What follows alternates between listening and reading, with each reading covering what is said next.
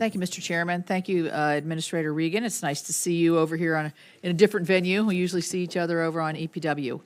I know you've been asked this question, but I wanted to reemphasize the issue that on the CDS funding delay. We've heard a lot of complaints at home. You know, you inform folks that they're going to be able to get a certain amount, particularly in the water projects area. You know, they can't move forward with their financing without the assurances and timeliness of the funding. And so we heard, our office was notified that the FY23 community recipients of CDS did receive instructions to assist them in planning and preparing for their application process. I'm glad to see that this is moving much faster than the FY 2022. What is the status? I mean, has a single FY22 CDS funding possibility, has any of those dollars gone out yet? Well, Senator, the percentage is much smaller than I would like and any of us would like. So has any gone out? Is the percentage bigger than zero?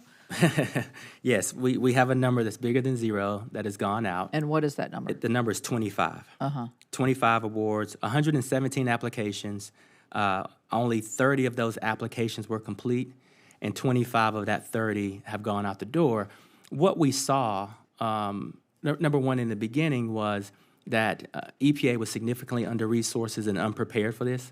But number two, many of these recipients we've had to go above and beyond to provide technical assistance to because they've never received this level of federal dollars before. So to keep everyone in compliance, we've doubled down on our technical assistance. So again, 30 completed applications, 25 of those went out the door, but we recognize we need to do better. Okay, good. And I assume by putting out the guidance or the instructions a little bit earlier this year, you're moving in that direction.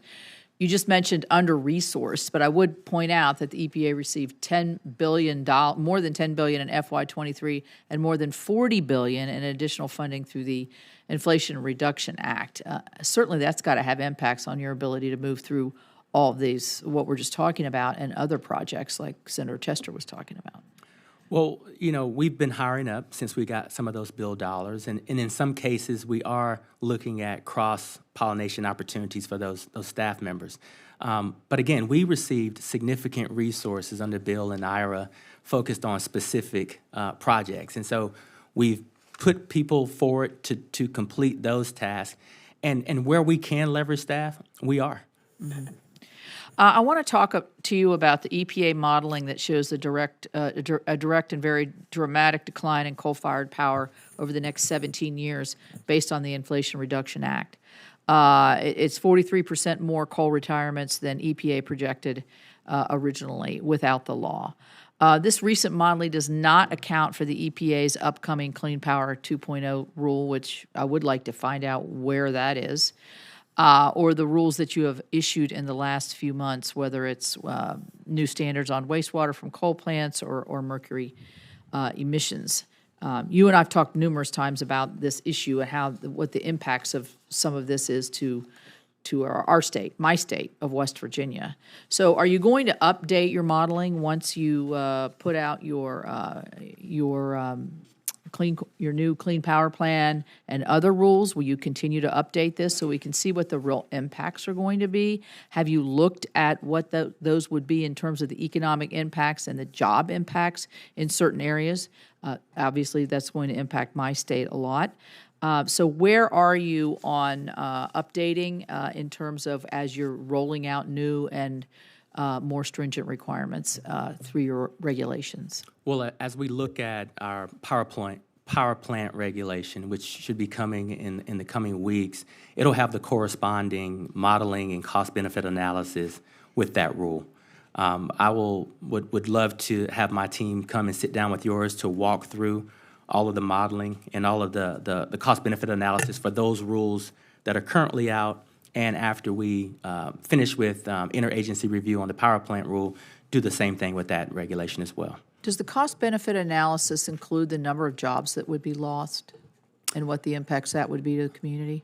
Let me get back to you on the cost-benefit analysis in all of our rules are very complex, and I'm sure you can tease out a number of things in that analysis.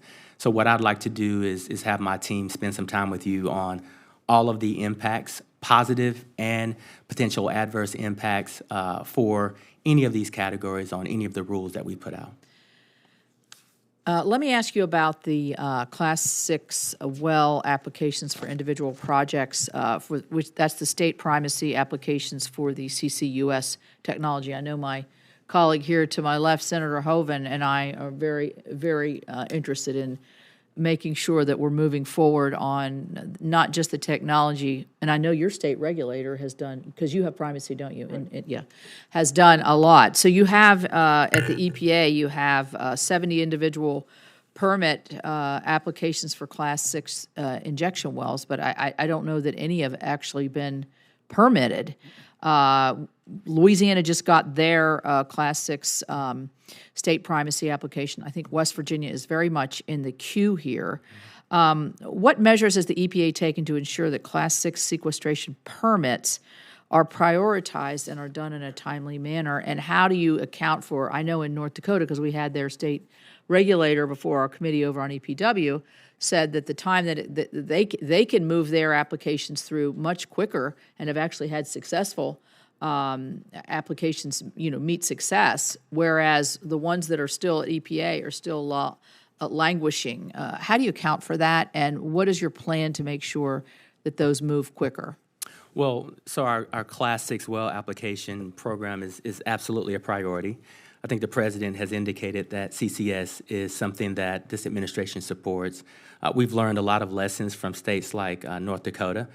We have just approved Louisiana's, and Louisiana's actually will serve as a model for all of the states that we plan to move forward with. We've got a very productive relationship with the governor of West Virginia and the state of West Virginia on their Class 6 well application, and that application is going through the process.